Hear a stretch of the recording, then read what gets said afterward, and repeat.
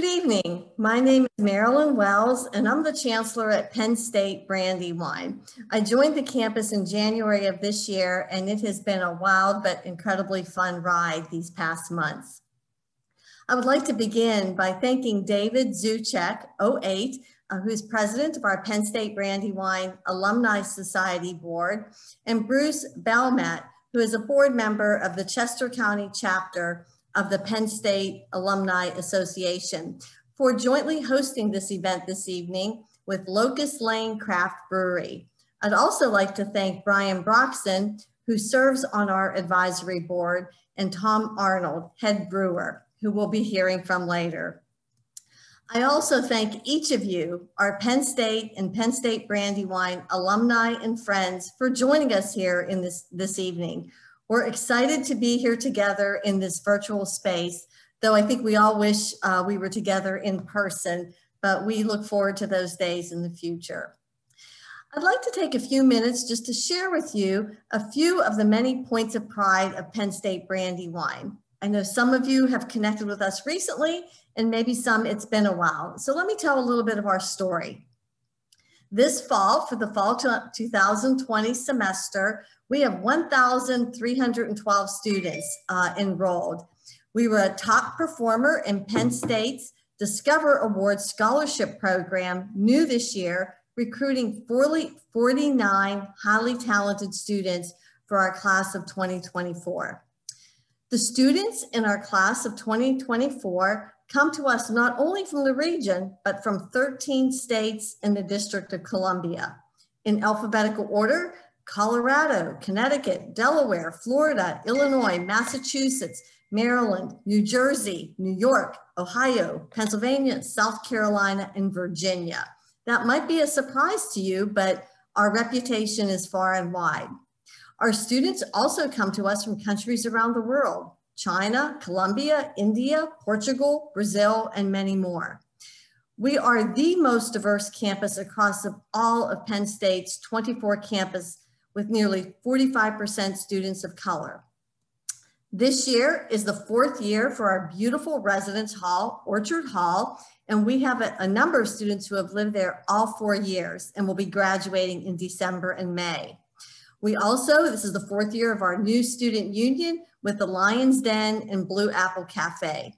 If you haven't been to our campus to see these beautiful facilities and others that we have renovated, improved over the recent years, consider yourself invited.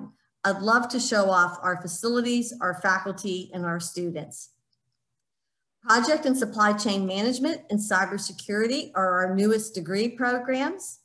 Our Penn State Brandywine student team recently won PricewaterhouseCoopers, now known as PwC, Fiercest Competitor Case Competition.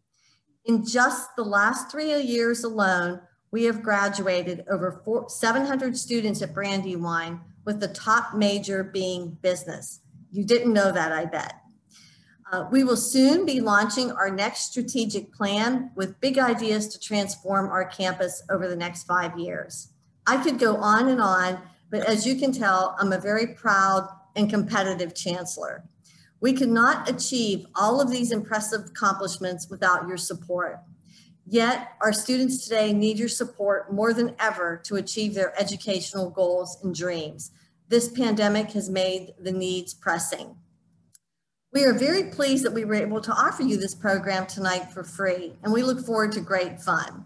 However, if you would like to make a gift to the campus, please use the link provided in the chat to make your gift now. You will be able to direct your gift to one of our scholarship funds, such as our new Educational Equity Scholars Fund or our Retention Fund, or a number of others. Or you may direct your gift to our Future Fund to support our aspirations for Brandywine's future. If this will be your first gift, or if you've given many times before, we thank you. Our students thank you. We will also be sending you an email after this event, and we'll include the link to the giving page. Thank you. We are Penn State. We are Penn State Brandywine. Now for the fun. Let's get started with our video tour of our Locust Lane Craft Brewery.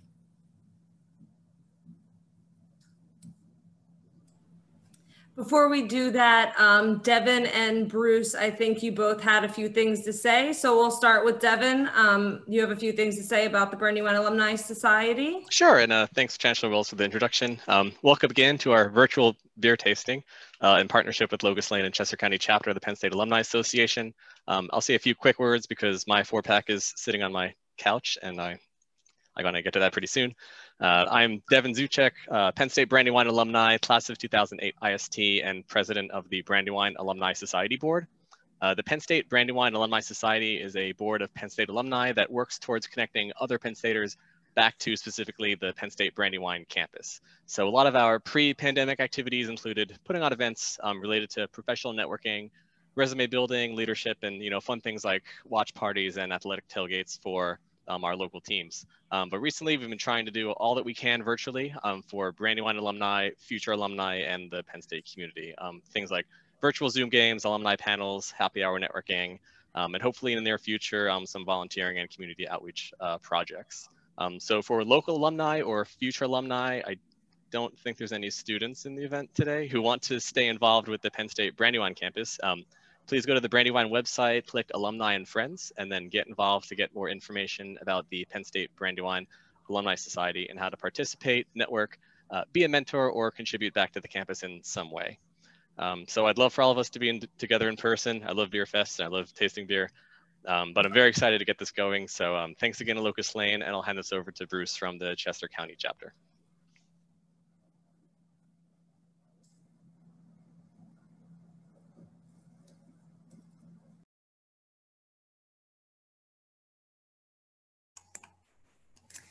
Good evening, and thanks for all of you who decided to participate in this amazing event.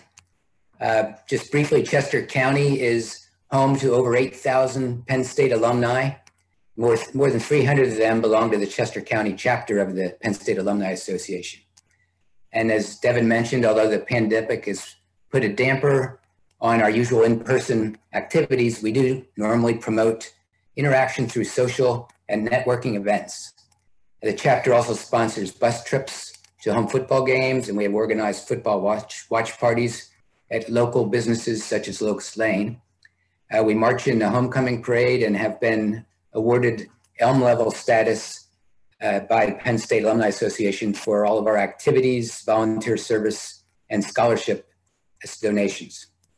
Last month, we held a very successful creamery ice cream sale to benefit our endowed scholarship. We picked up the ice cream at Brandywine campus because they deliver there to no charge. That was much easier than getting 214 half gallons loaded into somebody's car to bring home. It just goes to show you how much Penn Staters will get energized about an opportunity to sample beer or eat creamery ice cream. If you're interested in finding anything else about the Chester County chapter or are interested in joining, you can visit our website at psuchesco.com. And thanks again to Brian and company for setting up this event, inviting us into Locust Lane. I'm looking forward to it.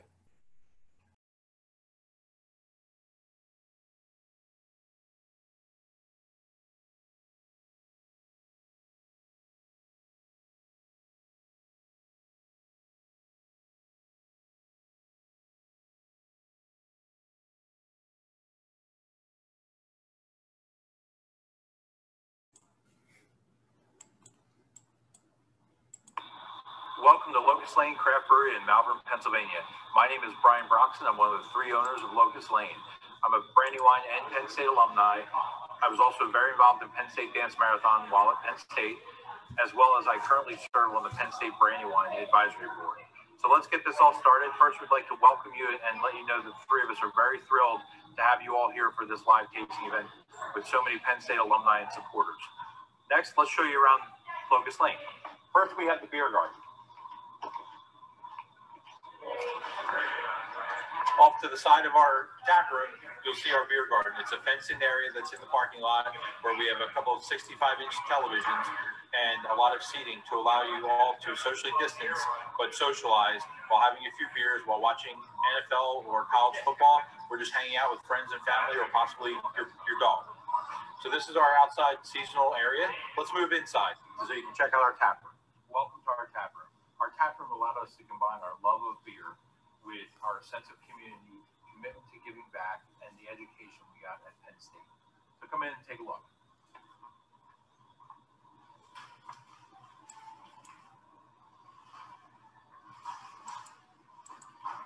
Much like other tap rooms throughout the country, our tap room gives friends and family the ability to come together once again and have a pint, watch a game, and also do great things for the community like raise funds for local nonprofits and people in need.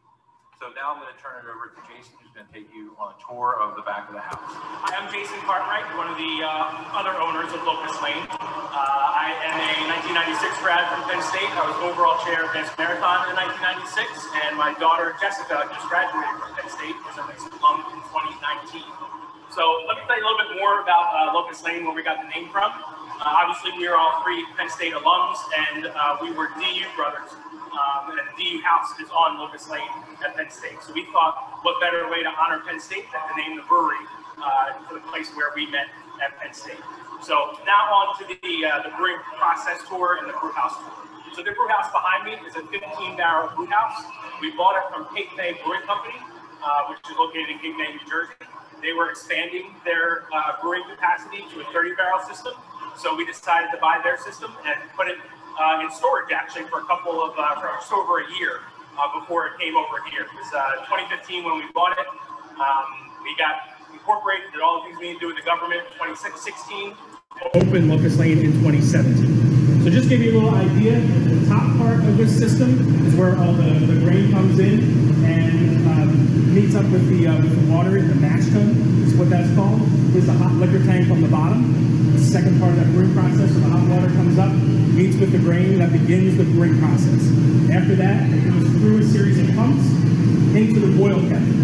At this point, this is where you add hops into the beer. Every beer that you make has hops. Obviously, IPAs have a lot more hops than a stout or a Pilsner, but every beer gets hops in the boil kettle. Most beers are in that boil kettle for about an hour. Once that hour is complete, the beer is then transferred over to our fermenters. So we have 5 15-barrel fermenters, meaning that we brew a 15-barrel batch.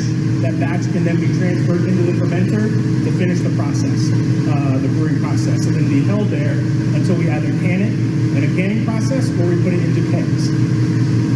One of the additions from when we opened was a brick tank. So this is a 30-barrel brick tank. So 2 of these fit into this. So most of the time when we're canning or brewing game day, one of your favorite beers, game day is going to be a double batch, go into there and then go into cans. Now the back of the house is a little messy, excuse our mess, but what we've added recently is a little bit of a barrel program. So we've got some stouts, we've had Belgians, different beers that we're putting in barrels. We'll have some of those coming out Christmas time, Thanksgiving time as well. Okay, the last thing I'm going to show you on this tour is this Sadco home brewing system. So this is kind of like the Cadillac of home brewing. So we home brewed for about 12 years before we decided we were going to open Locust Lane. The last system that we brewed on was this Sadco system that allowed us to brew more consistent beer, try new recipes, just make sure that we were ready for prime time in terms of opening a production brewery. And now, obviously, we just showed you the system that we brew on our big batches on, but we use this system to brew our test batches, which every week we have a new beer that comes out, a small batch beer, one of those things where we started on Thursday, sometimes it lasts until Friday or Saturday, sometimes it's gone right away. But every single week we're coming out with a new test batch beer. So I hope you enjoyed the brewery tour, the back of the house brew house tour. Tom Arnold is now going to take you through the actual live tasting. Thank you very much, and hope you guys have a great time.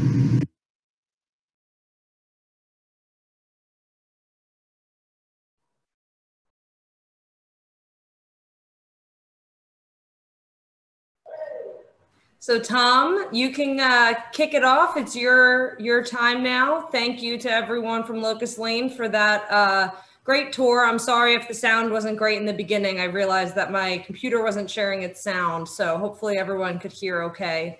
I would like to let you all know that we are recording this, so and we hope to have a version of it out next week. So if anyone is interested in rewatching parts or missed something, or if you know of anyone who wasn't able to attend tonight, hopefully they'll be able to go back and watch that recording later. So I'll leave it to you now, Tom. No, thank you very much. Hopefully you can bleep out all the bad words I end up skipping out here in the middle of this. I'll do my best. Yeah, and I appreciate it. Yeah, my name's Tom Arnold. I'm one of the 3 owners with Jason and Brian, who you just saw work their way through the brewing process, which if you have any questions about that, that's not their MO. They're better at selling it. I'm better at making it. So it works out great for everybody. I'm getting an applause in the background. So anyway, I'm a 1995 graduate, Penn State, in accounting, which means I'm very anal retentive, which works out great for the brewing process. My father's also 1970 industrial engineering, Penn State grad, and 10 out of my 12 cousins are also Penn State grads. So we're a pretty indoctrinated family pretty much from birth. First, I'm overwhelmed that we're here with all these people, and all these people picked up beer to sit here and have with us on a Thursday night. I know there's a Eagles game and a debate going on, so I'm glad you guys are all here. I'm sure those are kind of going to be frustrating to watch no matter what direction you're looking at. So it's better to have you here. So thank you very much. So we're gonna be tasting the 4 beers. You guys got 8. We're gonna go through 4 of them. I wouldn't expect you guys to drink all 4 of them. I'm definitely not all in one shot. That's why we sent you another 4 as part of the package. So we're going to start with the beer that looks like a Penn State can, the Kolsch, the beer flavored beer, as it says below Kolsch, and the blue and white can. So if you're doing a beer tasting anywhere, if you're going to a brewery and you're just picking up, you're going through a flight, or just want to do 1 pint at a time as your flight, as I tend to do. The best thing is to start with the lightest beer they have, and light meaning like in flavor, not necessarily light calorie or light in color or light. The lightest flavor thing you can find, because if there's any flaws in their process, you're going to find it. Hopefully you're not finding any in ours today, but we've got a lot of good compliments on this beer. This beer is done very well in competition, and also just is like the go-to beer during Penn State watch parties here. So I'll start out. So Kolsch, if you have no idea what that means, obviously German with the umlaut above the O. It's from Cologne. So Kolsch means something from Köln, which is Cologne in German. It's their style of beer that they basically decided to invent after World War II. They decided to make their own little beer, their own little community of breweries within Cologne that all make very similar beer. And it basically boils down to the malt bill is very simple, hence the light color. It's a Pilsner malt. Ours has a little bit of wheat, but it's supposed to be very light in color and very light, like a malt flavor, not super strong, and very light in the hops. But the most of the flavor in this beer comes from the fermentation.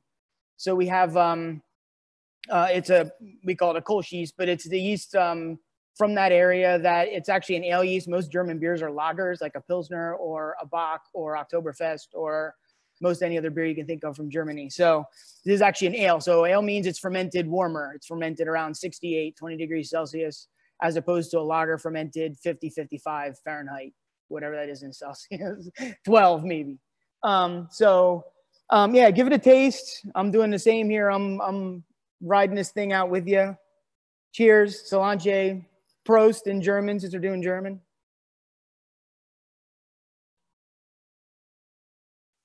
Yeah, light. We stick. Some Kolsches will have a lot of hops at the end, like a lot of hop flavor, almost like not an IPA, but a type of hops make it something. And there's Brian in the back. Hi, Brian. A lot of hops. This one we kept the hops out of it. We wanted to showcase firstly the fact that we can make a beautifully clean beer. Secondarily, that the malt profile and the yeast profile come through, and like there's a little bit of like fruitiness to the beer. That's all the yeast. You can smell the whole brewery smells like it for days when the fermentation's going on.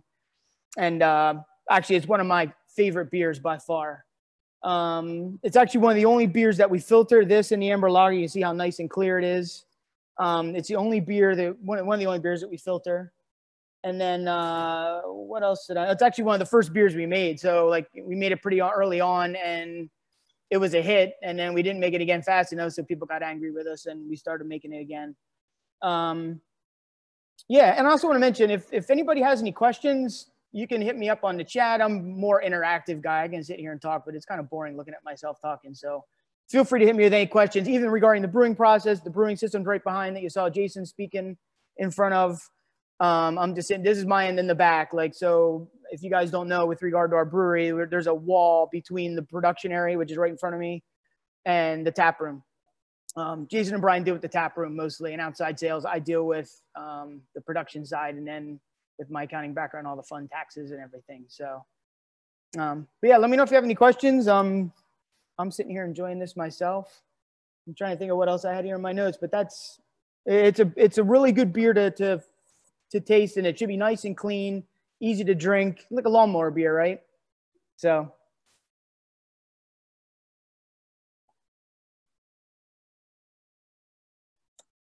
Who designed the can?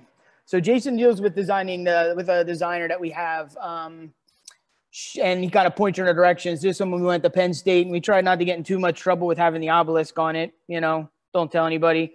And then the picture on the side is, Locust Lane and East College Ave picture that my mother took, and we put on a T-shirt, and it's been on a bunch of stuff ever since. So.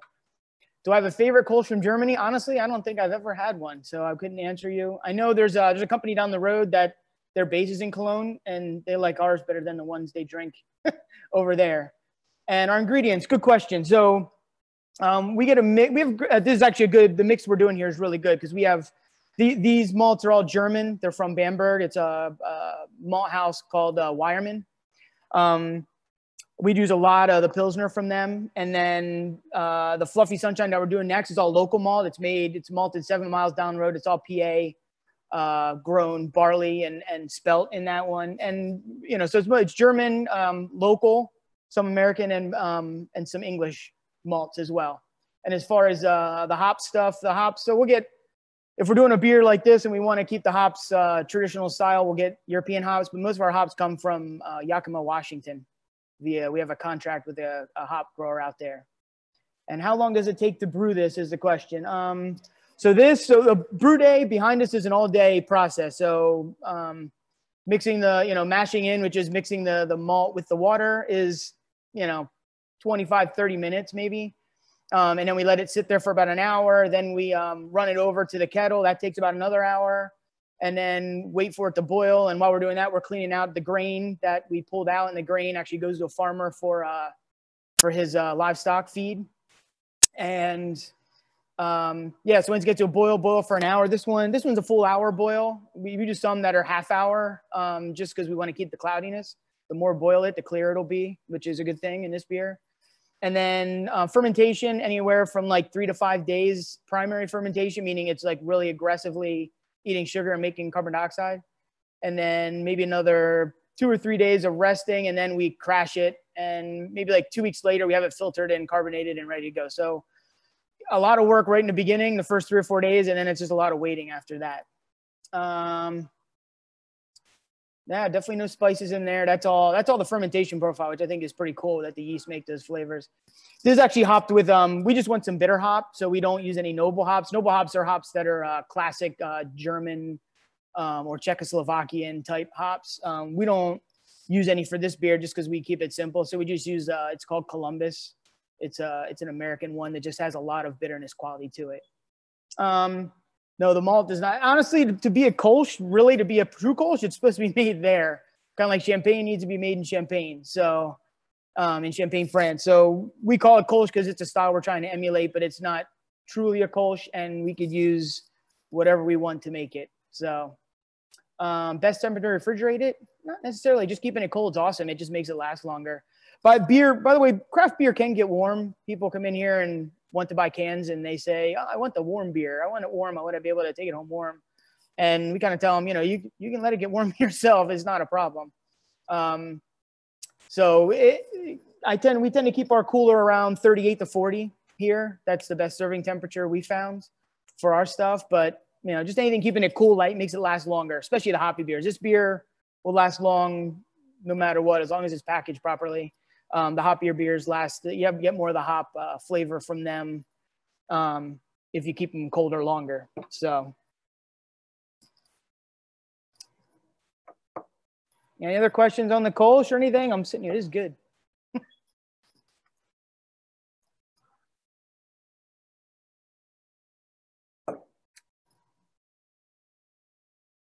Best glass. The one without a hole in it is probably the best one. Honestly, it depends on the beer. I'd argue like a shaker type pint for the English styles and a Belgian like tulip type thing for the Belgian styles. It really doesn't matter. I think there are some that supposedly help you with nose. So if you're getting a floral hoppy beer, which we'll get into for the next two, it might be, you know, something like a wine glass that kind of concentrates the nose of it. But I can't think of any best glass other than that. I always joke my beer goes too fast, so I always get the glass with the hole in the bottom. I've heard that it's COVID preventive. Is that true? Well, if you're sitting in your house drinking a beer, you're definitely preventing COVID. So I think that counts as, that's a yes. Thank you, Devin, for the yes. Devin agrees.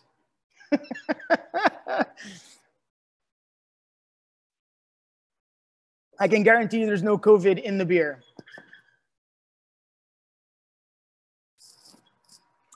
Cool. Yeah, I'm trying to think of what else we can tell you here about the brewery. Yeah, Jason was saying we started buying equipment super early. We started buying equipment in December of 2015. I went down to Cape May and bought that stuff and put it in storage and hope nobody stole it. So yeah, we didn't start building until the next fall, and then didn't install it till I think it was December the next year, because we started brewing. The first brew day was on Valentine's Day, which is a gigantic error on my part and my helper's part. That didn't go over too well in hindsight. What's my favorite style of beer? Great question, Ozzy, because I'm like I like this kind of stuff, like the amber lager we have, the Kolsch. I like the cleaner styles more. I do like the hoppy stuff from time to time, but I'd rather drink the cleaner stuff. Why don't you know? I've got to fix the flags. It's a great question about the Eagles banner. We got the Super Bowl one up in front, but we don't have. Yeah, I got to swap them out. It's a pretty big ladder. It's kind of scary.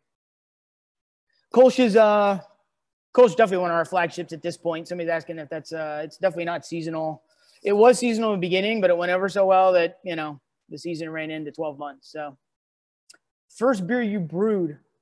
So the story with that, we were going back. So I moved back. I lived abroad for a while and then moved back to this area 2003. I'm originally from Lehigh Valley, just up north a little bit from here. But we came back here. My wife and I started making wine, and I realized I didn't have patience for wine. I didn't have months or years to wait to drink what I made. I wanted it right away. So yeah, we started moving over to beer, and I just started with kits. So I think the first thing I got was like a Pilsner kit, pretty simple, and kind of worked our way up into, from the kits, basically just like syrup. You add the hot water and throw some yeast in it, and you're done. Moving up to brewing with whole grain and building your own recipes. And it took quite a while to try to figure out the whole process and get it working right. But, you know, after it got working, you know, here we are. Do we do any collabs with other Penn State friendly South? Yeah, we've done collab with Stable 12. They're Penn State guys, or a Penn State guy. We also did, it was them and Shy Bear, which Shy Bear's up in Lewistown, not Lewisburg, but Lewistown, on the way up to State College. Cool place to stop at on the way up if you're on your way. There you go. What else? Are you going to do that again? Because that was a good beer. Oh, do you like? Yeah, you know, we were talking about this year, and then we didn't because of I don't know, like probably because of COVID. That's basically the answer for everything at this point. But we were yeah, Jason from up there. From up at Shy Bear started the conversation, and it just never got followed through on. We probably should be doing it now with football starting, but you know, water under the bridge. We are doing a cool beer though. There's a bunch of Pennsylvania breweries doing a beer called PA Pride that was brewed a little bit ago, and everybody's going to be splitting. We're getting about 50 cases up. So, what else? All right. How's everybody doing with their Kolsch? Good? All right. Let me know if I'm going too fast. The guys behind me are kicking me in the butt, making me move, but, you know, we got lots of time. No one's gone anywhere, right? I mean, I wouldn't know if you left anyway. So, All right, so next one we're going to go with is, after Kolsch, is the Fluffy Sunshine. Looks like this. So this one is a, the styles are getting pretty complicated, but this is considered a New England Pale Ale. So a New England beer is a beer that is very hoppy but not bitter. Usually super hazy, cloudy. And that's basically from protein in the beer that makes it seem cloudy. It's actually, you know, I guess it's good for you, right? It's a protein shake, if you will. After you pour it, it'll look a lot like this. You're not gonna be able to see through it like the Kolsch. And it should be super hoppy on the nose. So this one actually started out as a collab with the guys from Deer Creek. Deer Creek's the malt house down the road I was speaking of earlier. They get all their malt locally and all their grain locally, and they malt it. And malting, sorry, I need a sip because of my throat. So the malting process of barley or wheat or anything for that matter is basically what they do is they take that grain and they steep it in water and they get it to start to sprout. And as it's sprouting, as that grain is starting to grow and grow roots and so on, it breaks down the sugar inside of itself to use for its own energy. And then the maltster at a certain point, he's going to stop that process, arrest it when some of the sugar is used, but most of it's broken down. So, and then he saved that sugar for us to put in the beer. So we mill up that malt and kind of expose all that sugar to the hot water, and it just basically soaks all into the hot water. Enzymes break it down and it soaks right in. So that's what they do down the road. This beer has their Keystone Pale Ale malt and a Spelt malt. And Spelt is it's an heirloom wheat. It's similar to wheat, a little bit more spicy as a profile in the flavor. And yeah, it's like 5,000-year-old heirloom grain. So yeah, New England Pale Ale, because its ABV is not very high. It's a 4.5% or so, something you can have a couple of and still be able to stand up, as opposed to like a double IPA where you have trouble moving after. But anyway, so this is one of the beers where we boil shorter just to keep the cloudiness. And then we only add hops right at the end of the boil, like actually when we're done with it, to kind of let the hops steep in there as opposed to boiling them. So boiling them brings out the bitterness, while just letting them steep in there brings out the flavor, but less of the bitterness. So we use in this beer, it's a lot of hop called Citra, which obviously has a very citrusy profile. Hop called Cascade, which became famous from Sierra Nevada's Pale Ale. They use Cascade, and it's one of the first ones to hit the craft beer scene. And then we use a little bit of a hop called Simcoe in the background that helps with a little bit of the citrusy. So we get a lot of I know it's fun. I never noticed it. The other brewer that works back here with me, he's also another Penn State grad, biology guy, another Tom. All he smells is orange on this beer. So when you smell it, you might smell a lot of orange. And that's, as soon as you said that, I'm like, yeah, I don't know why I didn't pick that up before. So should be very easy to drink. The mouthfeel should be good. It should feel, kind of thicker than the Kolsch, for example. And yeah, so now we got a couple questions. So Tom, it seems like there's a few questions. Mm-hmm. One, how did you choose the name Fluffy Sunshine? Yeah, I saw that when I'm scrolling up here. Now, so that started with, honestly, I think did we do it as a test? I think we just made it because we made it with Deer Creek and just kind of went for it as opposed to doing the test batch on the small system first. And I took a picture. I actually poured some out and went outside to take a picture of it, or inside. I can't remember. I took the picture and I just took the picture and sent it off to everybody and said, I literally just wrote, it looks like Fluffy Sunshine. And it stuck. Everybody's kind of laughed at me, but of course it stuck. So that's where the name came from, and the artwork kind of flowed from there. And again, same designer with the label. Just trying to keep it fun, right? But yeah, I'm glad. Crazy smooth. That's awesome. Citrusy for sure. Yeah, artwork. Oh, we got a great. The girl does a great job with our artwork. So I think we'll keep her. So Tom, it's citrusy, and lots of people are asking what the citrus is. That's so just from the hop. Yep. There's nothing else added to it. I mean, so one thing we do with these beers is you can mess with the water profile. So water is a huge, 99% of the beer is water. It's the most important ingredient, and probably the only really local ingredient is your water. So our water comes from the Phoenixville Reserve, that big dam you drive by when you're going up towards Phoenixville. We get the water report. It's really nice, clean water, not a lot of mineral content, and we can add whatever minerals we want.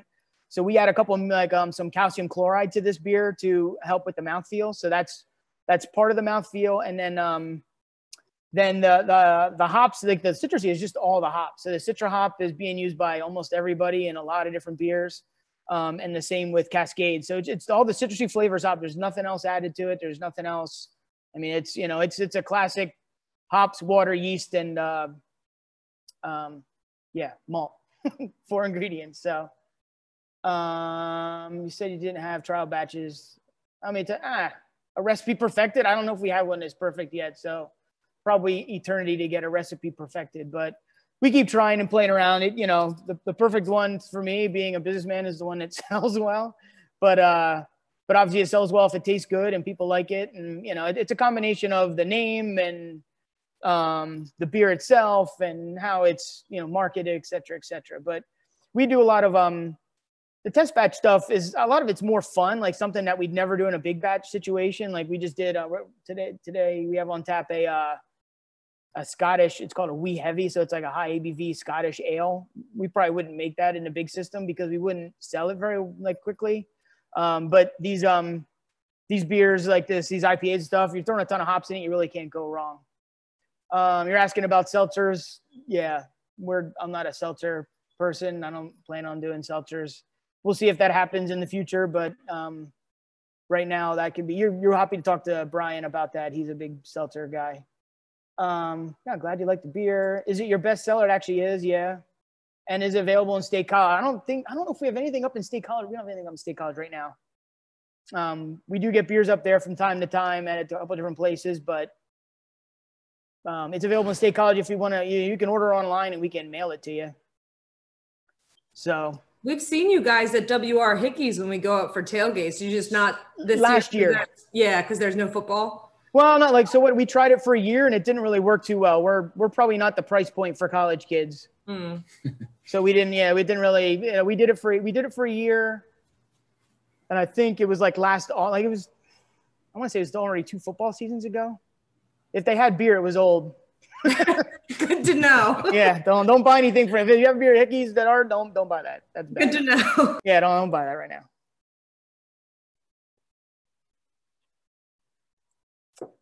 Oh, thank you. Yeah, what else? Shelf life. So I get nervous with IPAs, hoppy beers, at about 90 days. So 3 months. Beers like the Kolsch, half a year, easy. Amber lager. So the stuff, hop aroma and flavor deteriorate with time. There's nothing you can do about it. It can be the perfectly canned thing. You know, it could be Victory bottle stuff absolutely flawlessly, and they would have the same problem. It's just the way it is. So, yeah, any beer. So like, you know, always look on the bottom for dates if you can read them. This one is pushing its limit, the fluffy, but we have another batch right behind, and Oat Milk. So you just always check the date. When you go to a store, always look at the bottom. And then we have fun on the bottom too. We try to write a little slogan or something like this one says PA Craft Malt on the Fluffy Sunshine, because you know, that's like a nod to the Deer Creek guys. The Oat Milk will have homeschool fuel. We have written on the bottom of that one. We have fun with that. I used to do them all. You see right behind me here, the Brazilian flag. My wife's from Brazil. So we used to do the first, I don't know how many canning runs I was doing in Portuguese just to mess with people, make them look it up and decipher it. They probably thought it was just something misspelled, but it was actually a different language. So yes, everyone's looking up at their cans. Hopefully nobody dropped them on their eye or anything or on their toe. How's everybody doing with the Fluffy? Good? Get some thumbs up, some likes. That's a canned on date.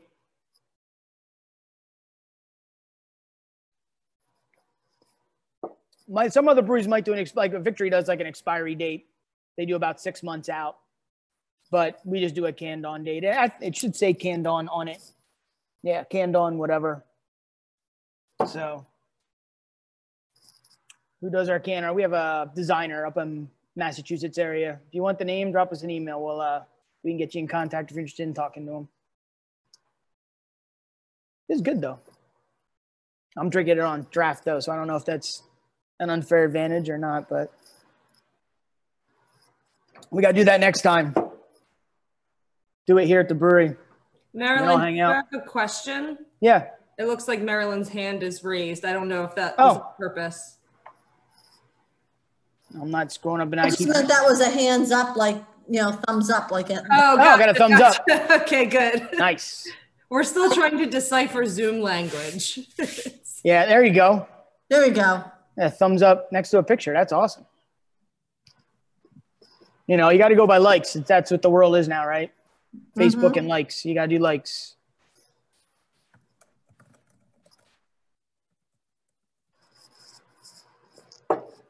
Cool. Yeah. Everybody ready to move on to, the difference between canned and draft.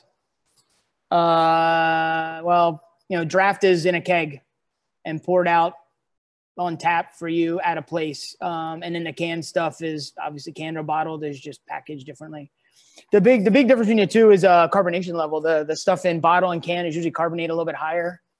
The draft stuff maybe a touch lower, and then by the time they pour it out and everything, it's actually lower by the time that you get it. So some of my favorite other breweries. I'm a local brewery guy, so I've mentioned Victory a couple of times. Those guys have helped me a ton.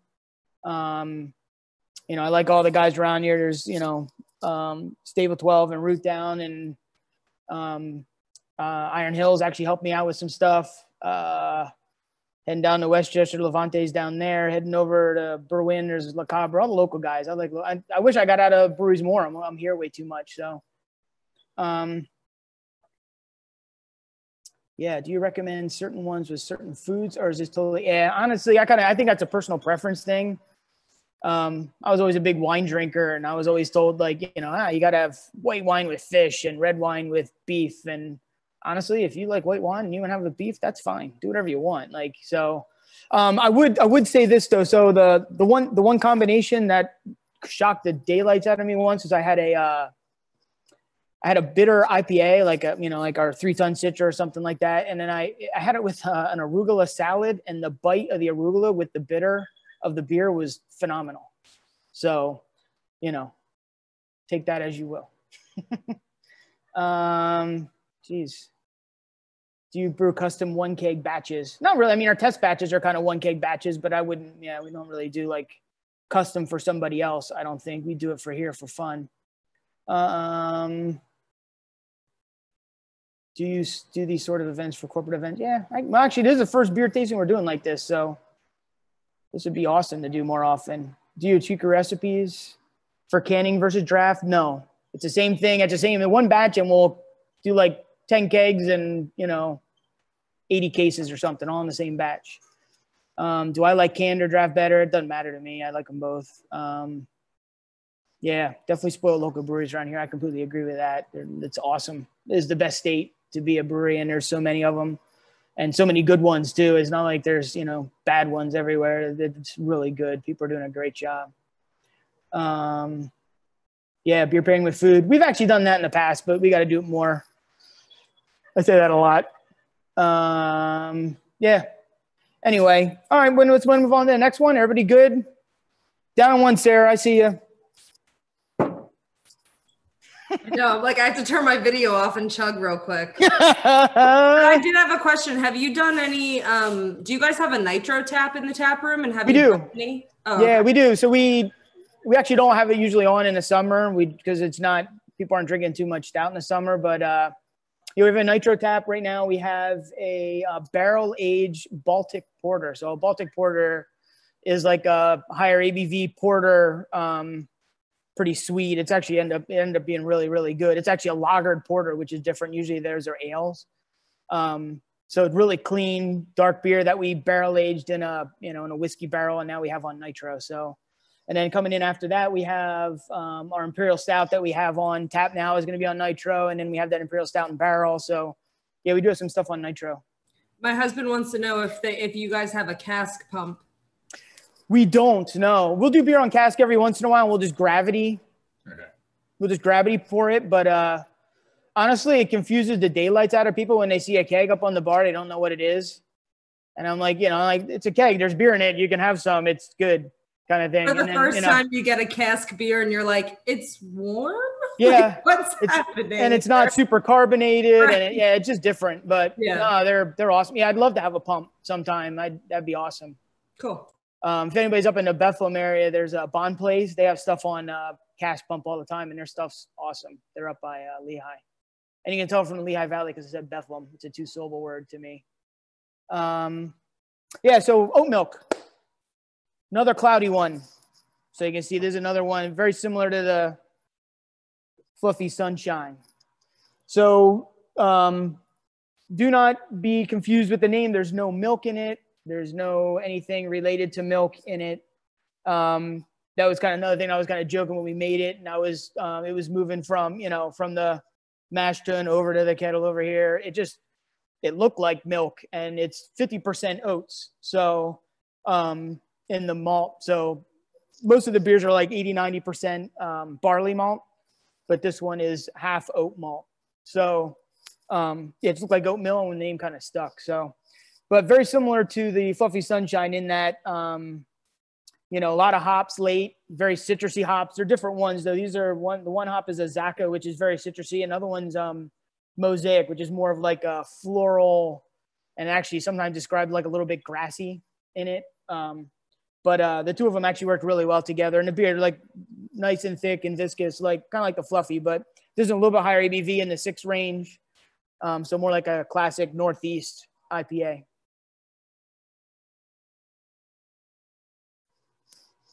Very citrusy. Very almost like grapefruity bright, doesn't it? It's good. Tastes like hemp. Yeah. So hops are actually in the same family as marijuana, cannabis, the same family. So I remember I was actually growing it in my backyard years ago, and my uncle, who's a police officer down in Florida, saw it. He's like, yeah, you need to be careful. And I'm like, what do you mean? What am I doing? It's hops. He's like, I know what it is. He gave me a hard time. But anyway, so yeah, you get a lot of, sometimes you get those like, those like CBD, whatever flavors in just from hops. So do you ship overseas? Somebody asked. No. Definitely not. Actually, we get emails about that all the time, but no. The only shipping we've done overseas is when I took beer to visit friends in Europe, and I take beer to Brazil when we go down there, but that's it. Does oat milk actually have oat milk? No, but yeah. Yeah, do you drink beer from a can or from a glass? Honestly, whatever you want. Doesn't matter. I kind of like pouring it off the can, to be honest with you, because so a lot of these beers, like the beer like this, I mean, you see how cloudy it is? There's something floating in there, and gravity is ever present. So things are going to drop out. There's really nothing you can do about that. So it's kind of nice to pour it. If some of that stuff is on, like sat in the bottom of the can, you can pour it off there to probably taste a little bit better. But it's funny, some beers. So we had a Pilsner that had a lot of hop in it, and actually that one tasted better when you got the stuff off the bottom up into the beer. So some beers are different, but the hoppy stuff, I would say, like beers like this, I would say pour off the can. Yeah, Tom, I just know, so we drink a lot of craft beers, and we've seen some breweries have moved to putting like on their can, like best served in the can, or pour this one in a glass. Like, it's just funny because some beers are different. Yeah. So like wondering for your guys, if in general, if it's better in a glass or better in a can, or it's just preference. So that's a Robert R. there just mentioned, like Heady Topper. Heady Topper has on their can, don't pour it out, drink out of the can. I don't know why, but they do. And that's supposed to be like the classic Northeast IPA. So you think they'd want you to pour it out and see if it's cloudy or not or whatever. Because, we get a lot of people come in here and just say, just give me what's cloudy. I'd rather them say, just give me what tastes good. But we get that too. They come in, hey, is there anything good here? I hope so. Hey, Brian. So, yeah. But any other questions? Allegedly keep the air away from it. What are you talking about? Oh, I got you. Yeah, maybe. So somebody's saying like to keep the air away. So beer mixed with air is bad, generally speaking. So that's one thing we fight with here all the time. We're brewing beer. So when we put the beer over, we're done boiling it, we move over to the tank, we add a whole bunch of oxygen to it to kind of make the yeast happy and let them grow and replicate, to be able to have enough yeast cells in there to eat that sugar quickly and make the alcohol.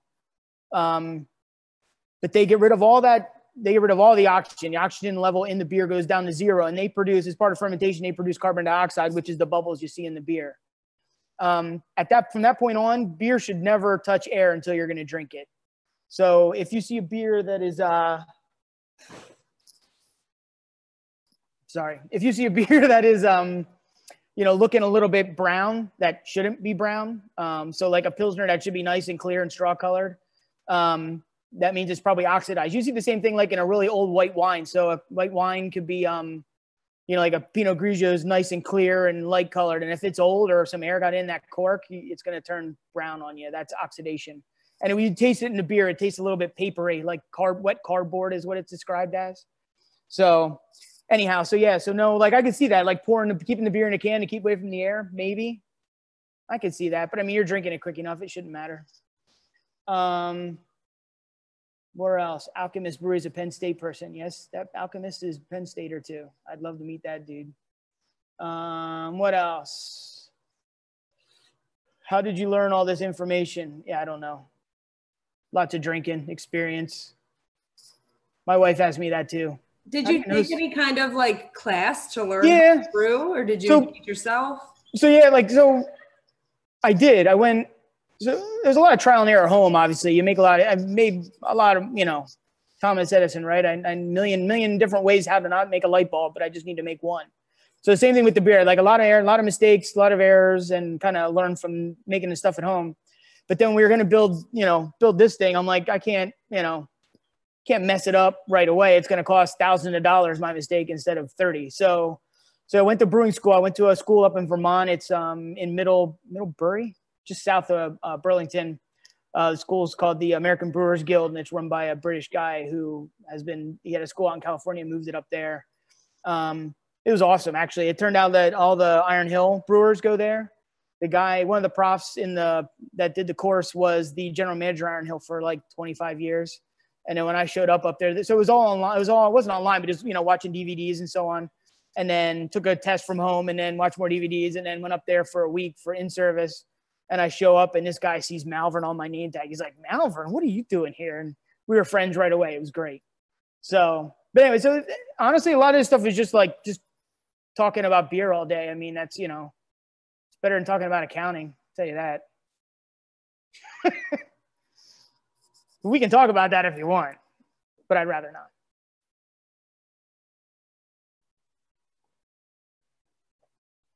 Tom, is that your full-time job? Yeah. So I was, so I worked for like a money management firm, hedge fund, whatever you want to call it. I moved out, I got out of school and I worked in PNC Bank down in Wilmington for a year and a half, and then found a job in Bermuda. I lived in Bermuda from 1997 to 2003, working for a hedge fund down there and as an accountant for the fund. And then, they decided to relocate and they picked Radnor, Pennsylvania, of all places.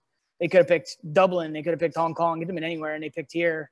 And so I got to come home with a job and then stuck with that firm for another, 2003 till 2014. So like another 11 years. But I worked nights. I was the manager of the Asia trading desk for the fund. So I worked at night and just absolutely got tired of working at night, burned out. And burned out, turned 40 and quit my job and opened a brewery, basically, is the short story. So good for you. Suck these two other guys in. They haven't left their jobs yet. They're kind of wimpy, but they'll come around sooner or later. I'll meet their bosses and get them in trouble. Have you made any saisons?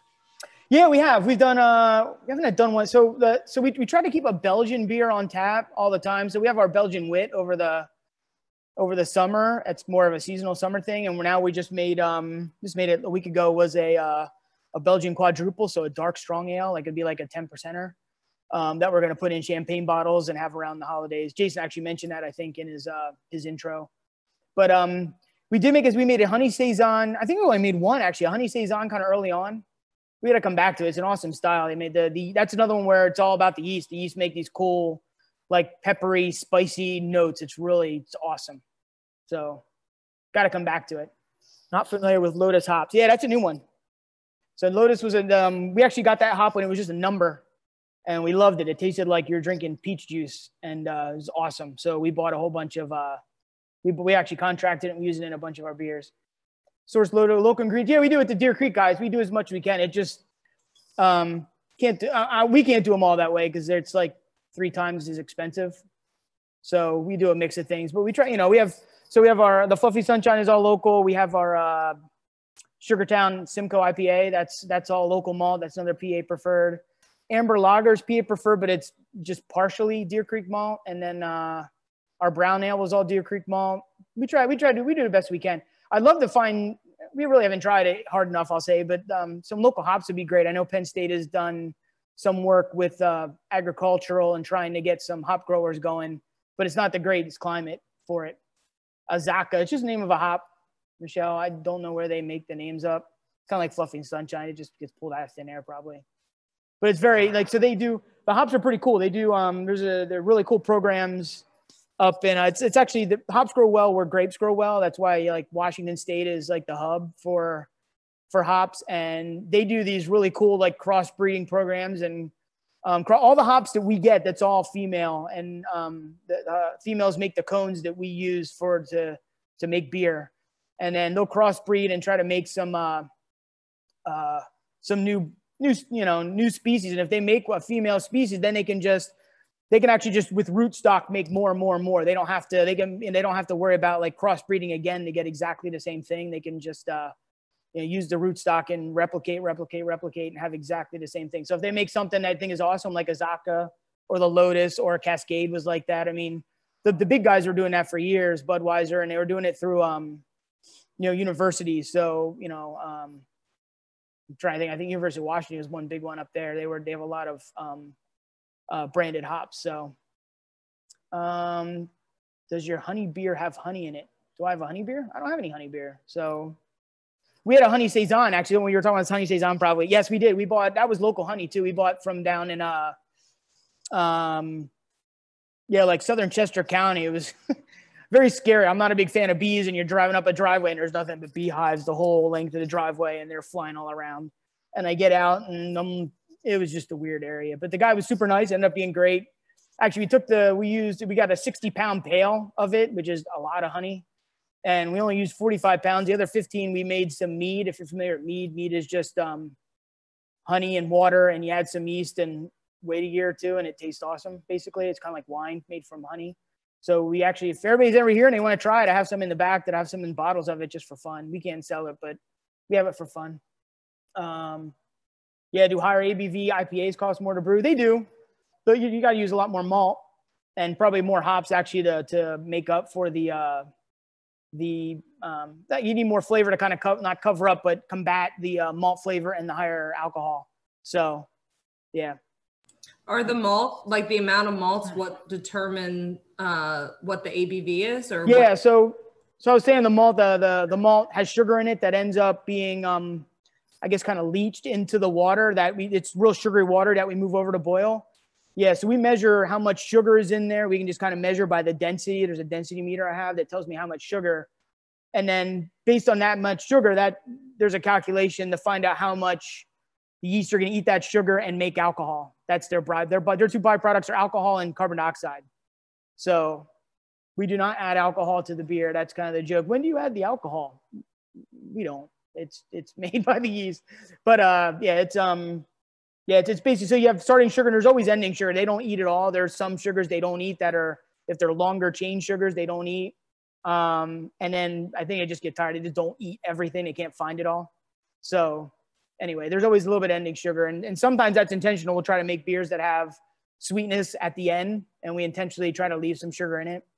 So someone earlier asked, and I don't think it ever got answered, the process of dry hopping. Can you talk about that? The difference? Yeah, sure. I mean, honestly, so like there are basically 3 ways we would hop a beer. Number one, you either throw it in the boil and boil it, which you would get bitterness in the beer, but you really wouldn't get a lot of flavor in the beer, especially if you added it at the beginning of the boil, like at the start of an hour. If you add it right at the end of the boil, you'll get a little bit of bitterness and more flavor. So, or after the boil's over and you're just kind of letting it sit before you move it over to the tank. That's actually we whirlpool it at that time, try to centralize all the junk that's, you know, accumulated while you're boiling. So that's a whirlpool hop, and that's less bitterness, even less bitterness and more hop flavor. And then after when it's in the tank fermenting, at the end of, kind of near the end of fermentation, not quite after it's done, we would throw hops into the fermenter itself, and that's dry hopping. So I don't even know why it's called dry. I mean, it all goes in and gets wet, but yeah, you just you throw it in there, and so you get no bitterness and you get a lot of the hop flavor and aroma. So that's what dry hopping is throwing it into the tank. So you got a lot of questions about mead. So mead is, I think it's its own thing. There's a meadery up in Allentown, Colony Meadery, and I don't know what the license is. It's definitely not related to beer, and it might be related to wine. Kind of like cider. Cider is kind of confusing too. Yeah, cider, I don't know. There's different classifications between Pennsylvania state law and federal law. So I think cider is considered wine at the federal level, but could be beer at the PA level. I don't know. We don't make it, so I don't get too stressed about that kind of stuff. Where are we on time? We're doing great. 10 after. Awesome. Cheers. Down to 1. Let's go. Moving on.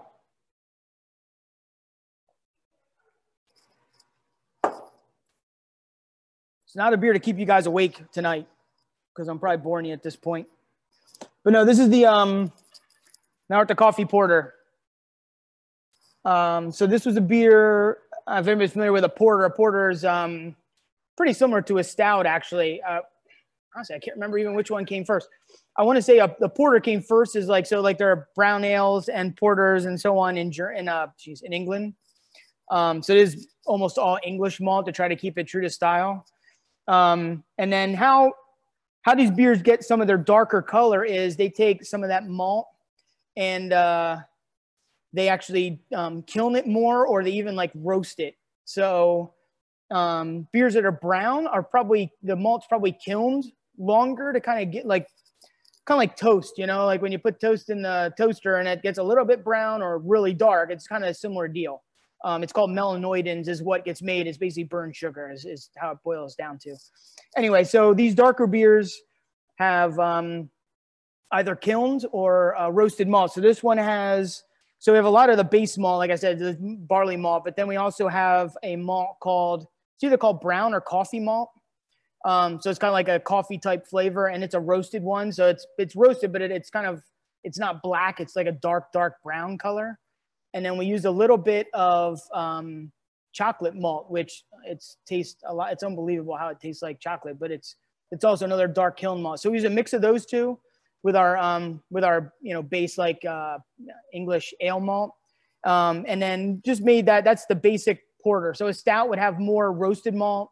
A brown ale would have like less roasted malt. So that's the different types within that. So porter's kind of in the middle of those two. And then when we first made this, it was probably 2-3 years ago already. I wanted to have coffee in it, but I don't want to put coffee in the boil kettle. Like that's super acidic, and I just think it would work with beer. It tastes great when you can put some cream on top of it to kind of cut the acidity. But anyway, so we wanted a cold brew, and then we just searched what's the best cold brew in the area, and this place Fenn's in Westchester came up. Had an awesome nitro cold brew. I went down there, I ordered one, sat at the bar, and started talking to the guy. And I said, "Hey, can I just get some of this to make beer?" And he thought I was a home brewer and had no idea what I was doing. But he gave me a little sample, and I came back and I'm like, "Yeah, I want like 6 gallons of it." And he almost like fell over. It was awesome. So we've made the beer with him ever since. We have it on the can, and he actually was super happy that we came back to this. I don't think we made this in 2 years, but yeah, you'll get a ton of coffee in this. You'll get maybe a little bit of chocolate and the coffee malt in the background, but the coffee really comes through. So we had a lot of cold brew concentrate to it.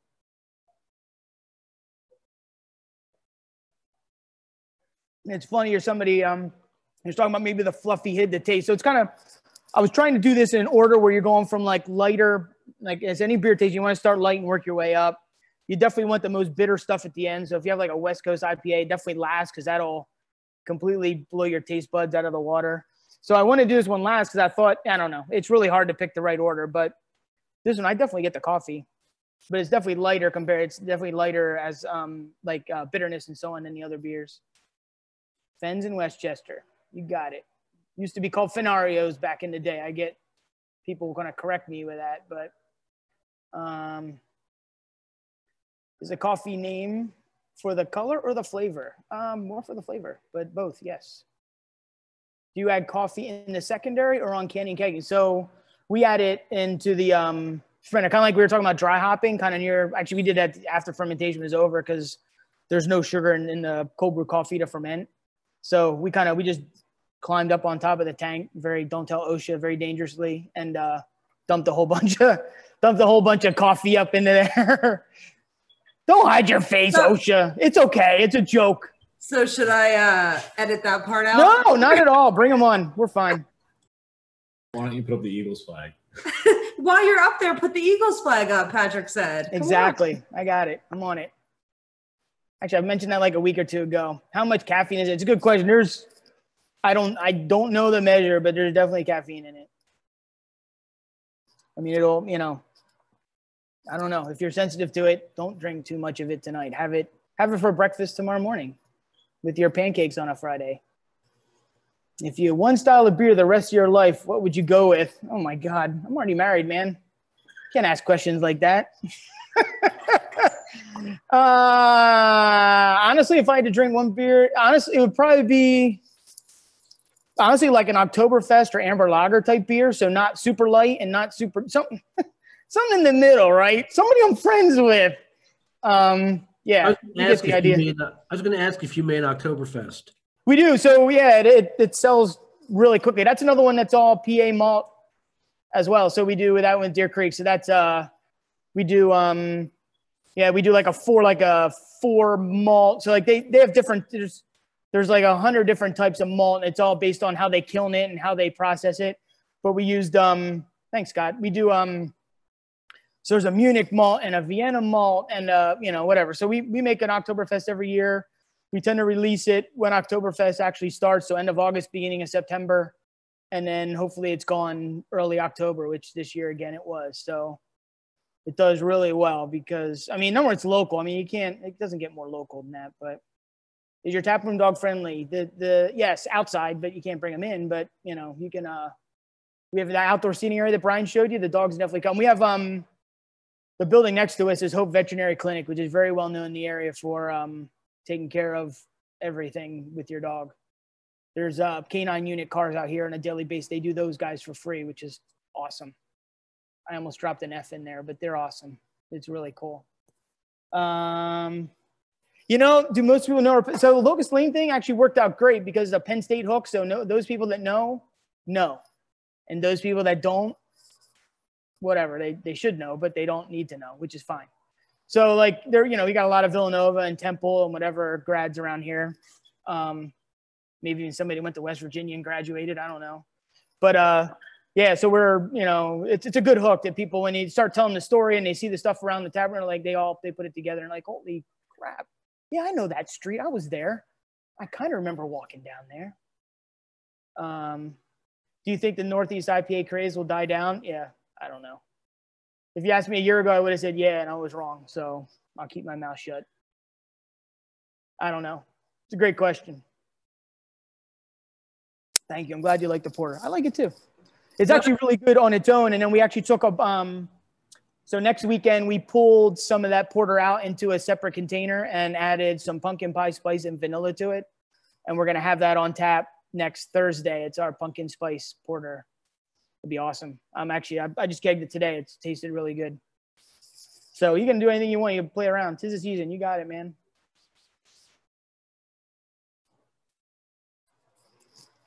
Glad you guys like the beer. I like the beer. I like talking. It's great because nobody talks back. It's fantastic. Tom, what do you think about the Milkshake IPA craze? And do you think that's going to die down? Yeah, I don't know. I don't know. It'll probably keep going. There'll be somebody that likes it, but those are tough to drink in my opinion. Like they're like heavily lactose and they're like super, I mean, it's like a meal in a can. Like I get through half a can. I'm like, I don't think I can finish this thing. I got a good friend of mine who loves Tired Hands, and we'll show up somewhere and he's like, I'll try this one. I look at the label and it's all freaky and you know exactly where it came from. And you're like, all right, I'll try it. And I get through half it. I'm like, man, it tastes good. I get everything, you know, yeah, it's really sweet and thick and, you know, it's got a lot going on, but I just can't finish them. So, but you know, they'll keep going. People like them. We were talking about the Amorpheus Dew earlier on the chat. Yeah. And my husband and I picked that up when we picked up our mix packs. And that was my one comment about it, is I was like, oh my gosh, it's just like a regular double IPA. Like, it has lots of flavor, but it's not like, you don't feel like sick after drinking. No, I know, it's crazy. Yeah, the sugars, the lactose is crazy how much people use. And we use a little bit here and there. Like, so I was talking about how lactose is something that yeast won't eat. So that's something, if you put in the beer, it'll stay sweet because the yeast won't eat it. So that's a way to keep, but you know, if you're adding a ton of it, and I'm going to like talking like, we'll have like one bag out of like 15 bags of malt, 14 bags of malt, 1 bag of lactose for a beer. I think for a milkshake, you're talking about like 4 or 5 bags, like 4 or 5 times. It's crazy how much they use, but you know, some people like it, a lot of fruit, which is cool, but you know, they're great for flights, meaning like on an airplane. I'm joking. They are good for flights. Yeah, having a little bit of anything is awesome. Love variety. That's why I got confused with the question about if I only had one beer the rest of my life, you know?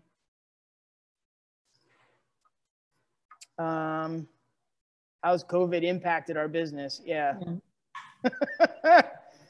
Right. Honestly, what's happened, like we've actually weathered this really well, to be honest with you.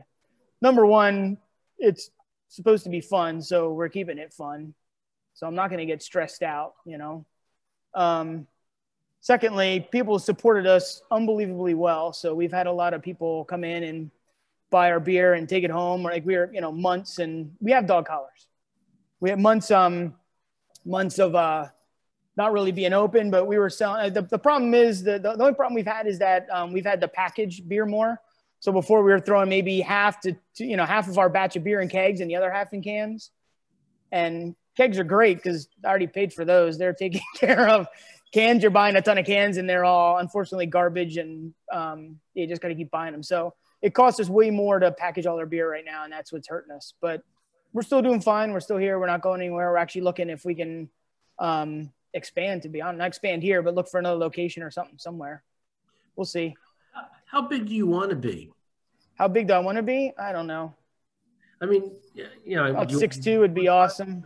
I mean, the next victory, or you know, I think there's a danger in being too big. No, I agree completely. I don't know. It's funny. So like right now, I don't know. Let's say we're like 500-600 barrels a year, which isn't very big. The goal would be for me, I'd be elated to be like 2,000-3,000 barrels of beer, which we have the production facility to do almost that already. You know, if we brewed more and turned things over quicker. Yeah, I don't know. Big enough for my son to take it over. He's only 10, so. Yeah. Some of the alcohol companies are selling little kits that you could order that have like like the airline size bottle of booze, and then you can get like the margarita or whatever mixed with it, because they're not serving alcohol on planes now. Oh yeah. Have you thought about doing something like order for, in several 3-ounce little, it'd be expensive little mini cans that people could take on planes? There have been some breweries that have done, so like for something like this, it would have been great, like 4-ounce cans, like doing little 4-ounce cans so you could buy like a mini flight. Mm-hmm. Yeah, that would take, so number one for us for canning, we don't have canning equipment. We have a contractor that comes in and does it for us. So we're restricted to kind of do what they can do, number one. And we haven't had the money to buy our own equipment to do something like that. We just haven't had the flexibility. We're kind of pigeonholed in with what people can do for us right now. Mm-hmm. But it'd be something cool to do. I agree. It'd be cool. Like honestly, just do like a mini flight like this. People could take, 4 4-ounces home. You're basically drinking a pint across 4 beers. So, but no, and we've talked about it. We have a can sealing machine in the tap room where we can fill a 32-ounce can. Mm-hmm. We can buy some parts to that to do smaller cans, and we can maybe do them that way. But yeah, on the list with a lot of other things, unfortunately. Great potential brewery partners in the Lansdale area. Nice. Awesome. Send them an email. Send me an email. Do you make gluten-free beers? We do not. There's probably gluten flying all around me right now in this place. So to be gluten-free, you have to have a facility that doesn't have gluten in it, and everything we have has gluten. It's floating everywhere. It's on everything. So we can't do that. There are some breweries that do it. I know Blueprint up in Harleysville. I'm friends with those guys. They're awesome. They actually have like a dedicated room where they make gluten-free beers. And they make them out of things like sorghum and rice and corn and things like that that don't have gluten. Who just won? Their GABF was just this past weekend. We had a GABF winner. Was their hazy IPA won one of the best gluten-free beers, and they're in Germantown, Attic. Pretty awesome. We have space for getting equipment. We just don't have money. I don't have space in my pocketbook for it, but they're expensive to do it right. To do it right is probably, pushing $100,000 investment to do it properly. Do you make root beer? No, we do not make root beer. There you go. What else? Yeah. This is good. Now I'm getting all hopped up on caffeine. As if I don't talk fast enough already, right? That's all we need to do is add that in.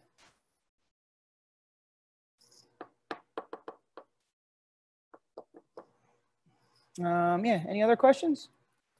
Let me know. You got me for 8 more minutes. I mean, you paid. I'm joking. You make an Imperial Stout?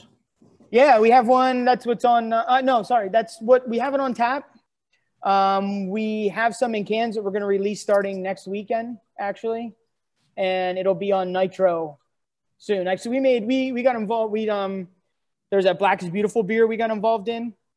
That we raised money. So we took a full batch of beer and we split it up. With about half of it we canned as Black is Beautiful, and all the money from those sales, 100% of those sales went towards. We're setting up a scholarship, and we're in touch with the local high schools to set up a scholarship for. I'm trying to think all the criteria, like a minority youth to study, social involvement or something. I don't know exactly the wording for it, but so yeah, we're that was that. But we also took some of that batch. And we put a little bit in cans and we put a little bit in kegs that we have on tap. So have I ever done a keg stand? I don't know. I won't tell. Thank you. Ours is the best. That's awesome. That's nice to hear. It's actually still on tap, Scott. Get your rear end over here. Actually, being canned too. I have it on can next week. So actually, and that's the beer we're getting over Christmas as well. We put some in a Maker's Mark barrel in the back. That was part of that barrel program that Jason mentioned. So that same beer is in a Maker's Mark barrel, and it's looking phenomenal. So we'll be doing that.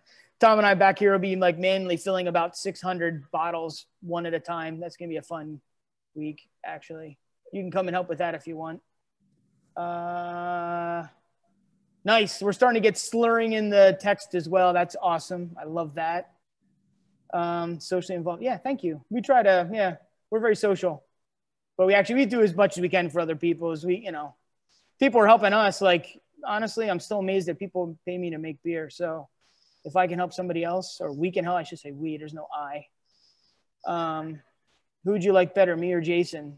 Definitely not you. Broxon. Jackass. I'll throw that in there. You can beat that out if you want. Brandywine. Winter beers. So it's funny, seasonal beers. Like in summer we do lighter beers. So like the wit and the pills and so on. And in winter we do like the coffee porter, stouts. Try to go with darker beers. You try to mix it up. Our big thing here at the tap list is always trying to have something for everybody. That's the goal, right? Want something for everybody. Uh-oh. See somebody typing. Do you do a blonde in the summertime? We do. So that'd be another Belgian beer. We kind of stick with more of the wit, to be honest with you. We never made a blonde. We probably should. And like, do you play with some of the stuff? Like if you've got a porter, you try a vanilla porter, or if you were to do a blonde, you do like a strawberry blonde, just kind of mess around with that type of stuff? Sure. So that's part of the thing we'll do. Like that's kind of our test batch thing. So we'll make a big batch and sometimes just pull some off the big, we'll have 450 gallons. I'll pull 15 off and throw some fruit in it or some honey or whatever. Have some fun with it. Pumpkin pie spice, whatever. We have the two of the barrels in the back that Jason has. Like one's written on the side was a Nutella. So we threw like, it was a Nutella s'more. So we threw, I threw like all the ingredients to make marshmallow, and then we actually threw Nutella in it, which is a mess. And then the stuff to make graham crackers, so cinnamon and some other brown sugar and stuff. And then the other one was a Mexican spice. So we threw some, some cayenne and peppers and stuff in it. It was fun. Sustainability practices, I'd love to be better at that. The big thing we do is try to reuse as much water. Like, so breweries use, I have beer. We try to reuse the water as much as possible. So breweries our size tend to use about 10 gallons of water to make one. And we do the best we can to not be worse than that, I guess. But try to do as little as we can, do as we can to kind of waste water. So yeah, we try to reuse like any water we use for cooling purposes or anything we try to use for cleaning later. Just try to get multiple purposes out of that water the best we can. That's like the biggest thing is water. I mean, everything else, we're sending stuff down, like the yeast going down the drain. I know the sewer company doesn't like too much, but we're small potatoes. Like we're probably not hurting them too much, but ideally things like that would be good to kind of like take care of our own wastewater. We do like I said, the malt goes to like the spent grain after we pull all the sugar out of it. What's left over, which has got a lot of protein, other stuff in it, we barrel up and a farmer comes and picks up. So we try to put as little in the trash as possible. And the community cup is awesome idea. So we have the community cup is it's actually just a cup. Every month we're doing a different charity. So if you come in and buy a community cup, the cup's $20, $10 goes towards whatever charity is going on that month. And then on Thursdays and Sundays, you come in with that cup. We don't fill it right now. Ideally we would, but you come in with that cup and every beer you order, $1 your pint goes towards the charity that's going on that month as well. So month one, we helped out an ex-employee of ours. I shouldn't say ex, I mean, she can still work here if she wants. But anyways, an employee of ours that she came down with some cancer issues and needed some help. So she started with her September, and now October, we're on to the Chester County Crime Victims. And we have a different one every month through the winter, I believe. So yeah, the alumni. Yeah. Thanks. We tried, can't forget where you came from with the Alumni Society stuff. We're all Penn Staters. I got it tattooed on my ankle, for crying out loud. So how'd you choose a location for the brewery? It was the one that was available.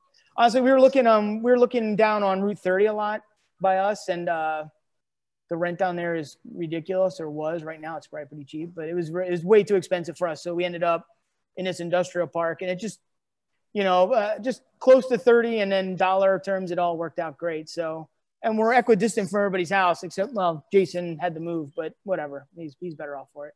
But I'm 7 miles one direction, Brian 7 miles the other direction, and Jason Haas, whatever you want to call him, is about 4 miles away as well. So we're all pretty close, which is good. What other questions in here? Will the game be on this weekend? Of course, you can reserve a table. Come on over. We got to reserve tables because, we're trying to keep everybody apart and not overcrowd the place. But we're going to have, the weather's supposed to be nice, actually. It's like, we're having September and October or something. But we're going to have the outdoor seating out in the beer garden. And, yeah, so we're reserving tables inside and out, keeping everybody apart and, gonna have a good time. The one that's going to stink is the Ohio State game at night. We can only, outside's probably not going to work, but we'll do inside as much as we can. So anything else? You might hit my max on my voice, to be honest with you.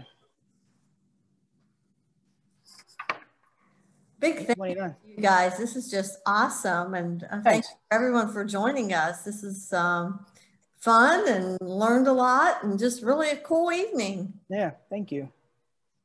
I can talk.